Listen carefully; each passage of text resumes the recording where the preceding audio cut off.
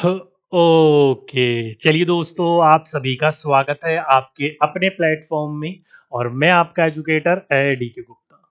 तो जैसे कि दोस्तों आपने थंबनेल में देख लिया है कि आज जो हम बात करने वाले हैं, जो कि बिहार के अंतर्गत जल्दी ही आपका एक सुपर टेट यानी कि 7वां चरण देखने को मिलेगा, जिसमें आपका पूरा का पूरा पेपर यानी कि परीक्षा लेकर बहाली करवाई जाएगी। तो इस परीक्षा को लेकर आप सभी बच्चों को कुछ ना कुछ न्यूज़ आए दिन देखने को मिलती है। तो उसमें एक न्यूज़ जो है, वो बच्चों को बहुत ज़्यादा परेशान कर रही है, जिसमें कहा जा रहा है कि आपका जो परीक्षा है ये 7वें चरण वाली, ये आने वाले अगले 50 दिनों के अंतर्गत ले ली जाएगी। जिसमें कहा जा रहा है कि आपका नेक्स्ट मंथ शुरुआत के दिनों में इसकी विज्ञप्ति जारी हो जाएगी। 20 तारीख तक यानी कि 20 मई तक आपका ऑनलाइन अप्लाई शुरू हो जाएगा और जून के आखिरी हफ्ते तक आपको इसका एग्जाम देखने को मिल जाएगा। ये पूरे का पूरा न्यूज़ क्या है और इसमें जो हम बात करने वाले हैं वो इन चीज़ों के बारे में बात नहीं करने वाले। ये कितना सही है और आप लोगों को तैयारी करने के लिए कितना समय मिलेगा, इस चीज के ऊपर हम लोग बात करने वाले हैं। ठीक है, क्योंकि हमारे लिए मेन मुद्दा है, हम लोग रोज तैयारी कर रहे हैं, तो तैयारी विज्ञप्ति जारी होने के बाद, सिलेबस जारी होने के बाद हमें कितना समय मिलेगा एग्जाम की प्रिपरेशन करने के लिए, तैयारी करने के लिए, वो मेन क्वेश्चन है। तो चलिए दोस्तों, पहले मैं आपको एक छोटी सी न्यूज दिखा देता हूं ताकि आप लोग इस चीजों के बारे में कनेक्ट कर सके। वैसे तो आप सभी बच्चों ने देख लिया होगा। पहली न्यूज ये थी कि किस किस जिले के लिए किस किस प्रकार की जो पोस्ट है वो कितनी खाली है, वो आपको बता दी गई है। जैसे कि 1 से 5वीं तक बोला गया है लगभग लगभग 87,000, छठी से 8वीं तक 1745, 9वीं से 10वीं तक 33,000 और 11वीं से 12वीं 57,000। कुल मिलाकर जो बताया जा रहा है वो लगभग लगभग 1,79,000 आपकी वैकेंसीज जो है वो खाली बताई जा रही है बिहार के अंतर्गत। जिसमें जो बवाल कट रहा है वो कट रहा है 1745 को लेकर कि कैसे भाई छठी से 8वीं के अंतर्गत जो वैकेंसीज है वो 1735 ही खाली हो सकती है। जिसमें मैंने आपको बताया भी था भाई, दरभंगा में, ओनली दरभंगा में ही 2135 सीट खाली है। तो कैसे आप लोग छठी से 8वीं में पूरे बिहार में 1745 ही बता रहे हो? तो ये एक डाटा गलत है, इसके ऊपर नहीं जाना, बस इतना समझिए कि इतनी पोस्ट हमारी खाली है, इतनी पोस्ट के ऊपर लगभग लगभग हमें वैकेंसीज देखने को मिलेगी। जिसको लेकर दोस्तों आप सभी बच्चों के मन में ये दुविधा जो है वो आ रही है कि अगले आने वाले 50 दिनों के अंतर्गत जो ये शिक्षक बहाली है 7वें फेज की, उस शिक्षक भर्तियों की आपकी वैकेंसीज देखने को मिल जाएगी और एग्जामिनेशन कंडक्ट करवा लिया जाएगा।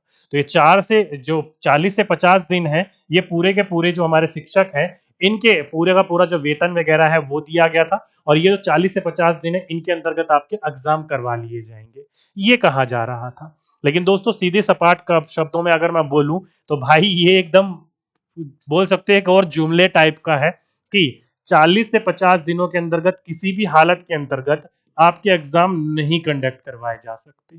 ठीक है, 40 से 50 के दिनों के अंतर्गत केवल आपका सिलेबस और विज्ञप्ति जारी करेंगे और उससे ज्यादा कुछ नहीं होगा। ये हाइपर मतलब ये जो न्यूज वाले हैं फालतू में टेंशन देने वाली खबर दे रहे हैं और कुछ नहीं। एक अखबार नहीं है, बहुत सारे अखबार हैं इस चीज को लेकर। ठीक है, अब कई बच्चे कहेंगे सर आप ऐसे कैसे बोल रहे हो, आपको क्या पता क्या कैसे होगा क्या नहीं होगा। आइए मैं आपको भी बताता हूं मुझे जो पता है। ठीक है, देखिए दोस्तों, किसी भी वैकेंसीज को लाने के लिए कुछ चरण होते हैं। क्या होते हैं? कुछ स्टेप्स होते हैं। तो वो किसी भी रिक्त पद, जितने भी पद हैं, पहले तो आपको पता होना चाहिए सरकार में कितने पद खाली है। मान लीजिएगा 25 तारीख को ये पता चला है कि हमारे यहाँ पर रिक्त पद जो है वो लगभग लगभग 1,79,000 है। ठीक है, इतने हमारे रिक्त पद है, ये पता चल गया सरकार को। तो सरकार जो है ये जो पद पता चला है, ये सारी की सारी जानकारी देगी किसको? पद वर्ग समिति को। बिहार के अंतर्गत जो पद वर्ग समिति है, उस समिति को ये पूरी की पूरी जानकारी मिलेगी, उसके ऊपर ये कार्यवाही करेगा। और ये जो जानकारी है पूरी की पूरी चेक करने के बाद कि हाँ भाई सही में ही इतने पद खाली है, इतने टीचरों की आवश्यकता है, इतने टीचरों के लिए हमें पोस्ट पर एग्जाम करवाना है, तो ये जानकारी ये देगा शिक्षा विभाग को। किसको? शिक्षा विभाग को। तो ये जानकारी कहां पहुंची? शिक्षा विभाग के पास पहुंची। अब शिक्षा विभाग जो है इसके ऊपर कार्य करना शुरू करेगा। अब शिक्षा विभाग जब इसके ऊपर कार्य करना शुरू करेगा तो कैबिनेट की एक बैठक होगी। क्या होगा? एक कैबिनेट मीटिंग होगी इस चीज के लिए। जैसे कि आपका विज्ञप्ति जारी करने के लिए कैबिनेट में गई थी ना साइन करने के बाद, उसी प्रकार से फिर दोबारा कैबिनेट में जाएगा। कैबिनेट में जब जाएगा तो एक कैबिनेट भेजेगा दोबारा शिक्षा विभाग को। शिक्षा विभाग को किस लिए भेजेगा? तो शिक्षा विभाग को दोबारा ये इसलिए भेजेगा ताकि रोस्टर तैयार कर सके शिक्षा विभाग कि कैसे एग्जाम लेना है, कब एग्जाम लेना है, कितने चरणों में एग्जाम लेना है, पेपर पैटर्न क्या होगा, कैसे पेपर बनेगा, कहां से पूछा जाएगा, वो पेपर बनेंगे, उनके आंसर की बनेगी, किस तरीके से सेंटर्स होंगे वो अलॉट किए जाएंगे, कब कब एग्जाम होगा, किन किन जिलों में होगा, किन किन स्कूलों में होगा, पूरा का पूरा रोस्टर तैयार करेगा शिक्षा विभाग। ठीक है। अब वो शिक्षा विभाग जब रोस्टर पूरा का पूरा तैयार ये सारी की सारी चीजें कर लेगा, तब ये सारी की सारी चीजें भेजेगा विज्ञप्ति किसको, बीपीएससी को, क्योंकि सारी चीजें ऑलरेडी तैयार कर ली है। अब ये भेजेगा बीपीएससी को, बीपीएससी इन चीजों को लागू करेगा और एग्जाम कंडक्ट करवाएगा। ठीक है। तो ये पूरा के पूरे एक चरण है, ये पूरे के पूरे एक स्टेप बोल सकते हो कि किसी भी एग्जाम को लेने के लिए पूरे के पूरे स्टेप्स होते हैं, इन स्टेप्सों को हमें फॉलो करना होता है। इसके बिना आप कोई भी एग्जाम नहीं करवा सकते हो।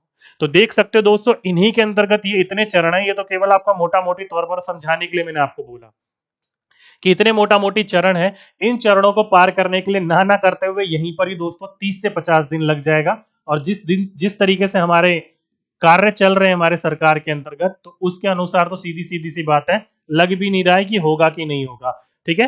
तो 30 से 50 दिन दोस्तों इतना मानकर चलिए, कोई भी एग्जाम आपको देखने को नहीं मिलेगा, केवल आपका सिलेबस और विज्ञप्ति जारी देखने को मिलेगी। अब मेन मुद्दा आ जाता है कि सर ये जो एग्जाम है, ये एग्जाम पूरा का पूरा आपके पास सिलेबस आ गया, पूरा का पूरा शेड्यूल आ गया, इसमें जो हमें टाइम मिलेगा तैयारी करने के लिए वो कितना मिलेगा, ये मेन क्वेश्चन आपके लोगों के मन में होगा। तो दोस्तों आप लोगों के लिए इसकी टेंशन लेने की जरूरत नहीं है। कोई भी एग्जाम होगा आपका 1 से 5, 6 से 8, 9 से 10 और 11 से 12, कोई भी एग्जाम होगा उसमें आपको भरपूर समय मिलेगा। अप्रोक्सीमेटली दोस्तों 4 से 5 महीने का समय मिलेगा आपको। ध्यान रखिएगा दोस्तों, ये मैं वो बोल रहा हूं जो आपकी विज्ञप्ति जारी हो जाएगी, यानी कि पूरा का पूरा सिलेबस तैयार हो जाएगा, जारी हो जाएगा, उसके बाद आपको 4 से 5 महीने मिलेंगे आपको। पहली बार एग्जाम करवा रही है बिहार सरकार, और पहली बार में सारी चीजें इतनी जल्दी कर ले, हो नहीं सकता, हर चीज में टाइम लगता है। तो इसलिए कोई भी बच्चा अगर तैयारी कर रहा हो आपके आने वाले एग्जाम के लिए, तो टेंशन नहीं लेनी है आप लोगों की कि हाय तौबा 40-50 दिनों में सब कुछ देखने को मिल जाएगा। नहीं दोस्तों, 40-50 दिनों में केवल विज्ञप्ति और उसका सिलेबस और उसको ऑनलाइन अप्लाई करना शुरू होगा केवल, और ज्यादा कुछ नहीं होगा। एग्जाम को करवाने के लिए पूरे के पूरे आपको 4 से 5 महीने मिलेंगे, और इस 4 से 5 महीने आपको कमर कस के पूरी की पूरी तैयारी करनी है, पूरी की पूरे ध्यान आपको अपनी तैयारी पर लगानी है, ताकि ये जो 40 से 50 हजार वाली सैलरी है वो हमारी हो, एक सीट बिहार के अंतर्गत हमारी हो। ठीक है। इस सुपर टेट का आगे कब आएगा कब नहीं आएगा कुछ नहीं पता। तो इसी टेट के अंतर्गत इसी एग्जाम के अंतर्गत अपने को क्वालिफाई करके अपने आप को इस एग्जाम को लेकर चलना है। ठीक है। रही बात, कई बच्चे पूछ रहे होंगे, परेशान हो रहे होंगे कि सर जो इसका सिलेबस है वो कब तक जारी हो सकता है। तो दोस्तों वो जारी होगा, वही वाली बात है, कहा जा रहा है कि 20 मई तक। कब तक? 20 मई तक होगा। तो जैसे भी कुछ भी आपका आ जाएगा सिलेबस वगैरह, तो उस चीज की टेंशन नहीं लेनी है, वो मैं आप लोगों को अपडेट कर दूंगा क्या है क्या नहीं है। बाकी जिस तरीके से अपनी पढ़ाई चल रही है उसको कंटिन्यू रखो, जिस तरीके से मैं आपको समझा रहा हूँ पढ़ा रहा हूँ साइकोलॉजी, जल्दी अदर सब्जेक्ट भी शुरू कर दूंगा और उसको आप डीपली पढ़ते हुए चलिएगा। ठीक है, ढिलाईपन नहीं करना है अभी।